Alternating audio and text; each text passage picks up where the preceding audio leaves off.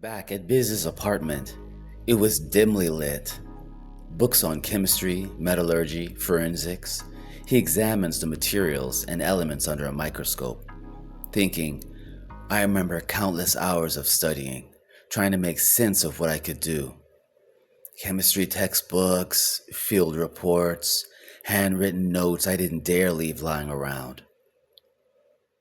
He sets the thread on a metal tray, touches it, eyes closed. The cotton fibers separate unnaturally. A thin dusting of tungsten and molybdenum glows faintly beneath. Traces of a rare alloy, one used in thermal regulators, not something you'd find in hotel furniture, but you might find it inside a cheap wall-mounted heater. And oddly enough, the blood seemed a bit clumped.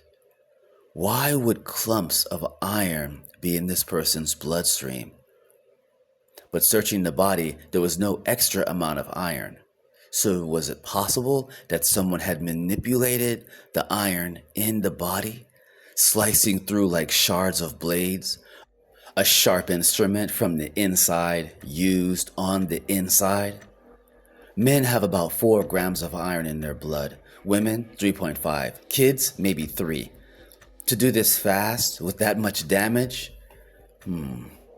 Where'd he get the extra iron? The tungsten didn't belong. The victim couldn't have been near a heater long enough to absorb that much trace metal, which meant it came from the killer. But that wasn't the only problem. He pulled another slide to the microscope. A small blood plasma sample, still wet, still holding shape. Clumps, not cells, not clotting. Iron, pure and granular, dense enough to weigh the side edge of the tray if it was on a teeter. It was too dense to occur naturally. No injection marks, no signs of infusion. It was already inside him. That's the part I couldn't let go. He leaned back. No foreign weapon, no trauma on the surface, but inside, blood vessels ruptured like they'd been carved from within. Biz grabbed a pen and scrawled a few fast notes on a small scrap of paper. No external source, internal rupture, pattern, directional slicing. Hypothesis, controlled crystallization of internal iron. He drew a line, then another. It was like watching a man get murdered by his own blood. Shards of iron slicing arteries open from the inside, weaponless, invisible, diabolical. But it raised one question. His eyes narrowed. To cause that much damage, that quickly. Where did he get all that iron? He stared at the blood slide again, as if it might confess something under pressure. And then, suddenly, the room shook. A low, sharp buzz. A vibration on the steel tray. His burner phone. He looked at it for a moment before picking it up. Screen cracked. No name, just a number. He answered, without speaking. A voice on the other end, low, female, and strained. You were right, it happened again. Same ammo, downtown hospital, morgue, no entry wounds, just blood everywhere. Biz didn't blink, didn't speak. He just stared out the window at nothing in particular. A billboard blinking faintly in the fog. And this time, the voice said, the body belonged to a hematologist. I wonder what Click. The line was dead. Biz set the phone down carefully and turned back to the microscope. Surely this wasn't over. This wasn't one rogue killing. It was a signature, a pattern. Someone out there could shape the blood inside your body into a weapon, and they just took out the one person who might have recognized it. He didn't move for a long time. When he did, one flick of his finger, and the iron particles in the petri dish shifted, rotating gently, magnetically, forming a faint symbol, a spiral. We find Ron somewhere between midnight and madness. Smell hit me first. Steam, rust, and something vaguely fungal. Perfect. I pried the maintenance hatch open, metal flaking off in my palm like old scabs. Below, the furnace thrummed with heat, sweating iron out of its bones. I crushed the pipes, extended my fingers to the thickest one. It groaned beneath my touch, responding before I even pulled. The metal in me stirred, resonating like tuning forks across a dying cathedral. The iron came willingly, molten threads of it cooling into my bloodstream like veins being rewritten. My arms stiffened, my jaw clenched.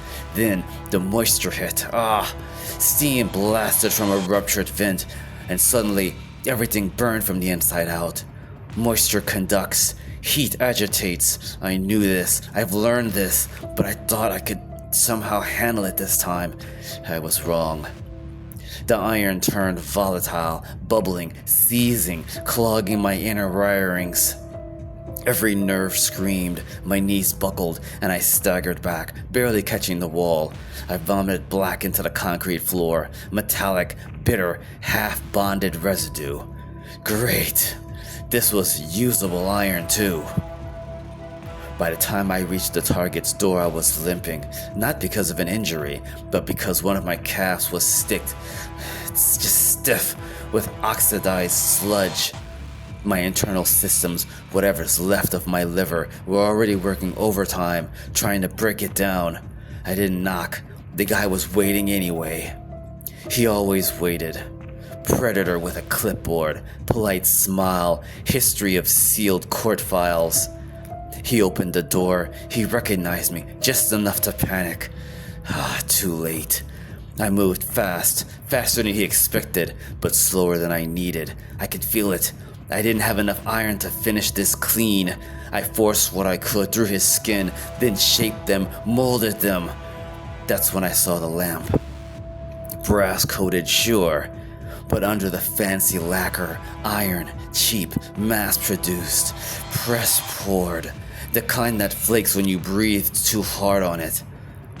I extended my hand and got enough of a grip. The iron peeled from the lamp, rising in slow, deliberate coils. A few strands twisted into my palm, warm, eager, cooperative. I shoved it forward. The man screamed. I wasn't trying to be flashy. This wasn't theater, it was function. I forced the iron inside of him, navigating muscle and bone like a locksmith on a deadline. Then I twisted, shaped the metal inside him into razors, hooks, and shards, cruel barbs. Each beat of his heart pulled him tighter, each breath a death sentence. When it was done, he dropped suddenly, clumping into a pile of what used to be a man.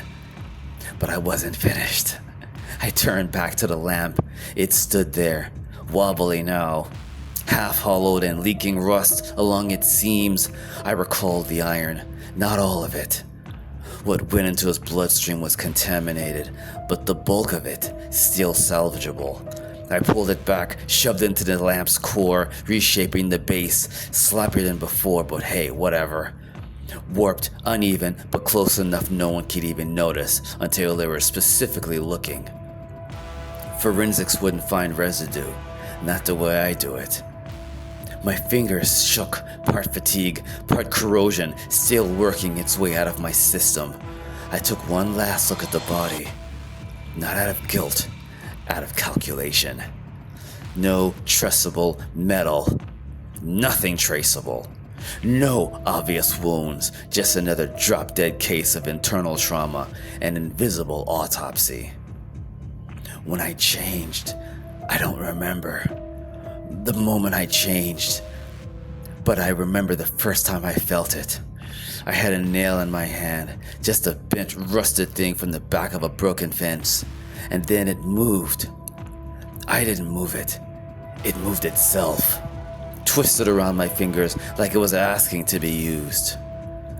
That was the beginning. The thing about iron, it's in everything. Blood, tools, cars, foundations. The freaking earth core's 80% iron. It's the most abundant metal in the human body, in the planet, in our bones, and it listens to me. But when I push too hard, I draw too much, it pushes back. I corrode from the inside. Not every time, but enough to remind me I'm not that indestructible. I'm a walking tetanus shot waiting to happen. I looked at my reflection in the hotel mirror. Skin pale, eyes sunken, tiny black lines creeping along my veins. Oxidized iron, early signs of internal rust. I need to stop using that junk metal. I need cleaner sources. Or maybe I need help. No, not yet. Tomorrow I'll move again. Different city, different target. I don't kill for money, or orders, or even justice. I kill to balance something, like a scale. Blood for blood. Iron for iron. By the time I reached the stairs, my chest was tight. I needed rest. Iron-rich food. Maybe a magnet flush if the corruption spread to my spine again. I'd recover. I always do. But the next time, no more furnace rooms. No more shortcuts. And maybe, just maybe I'll bring my own damn lamp.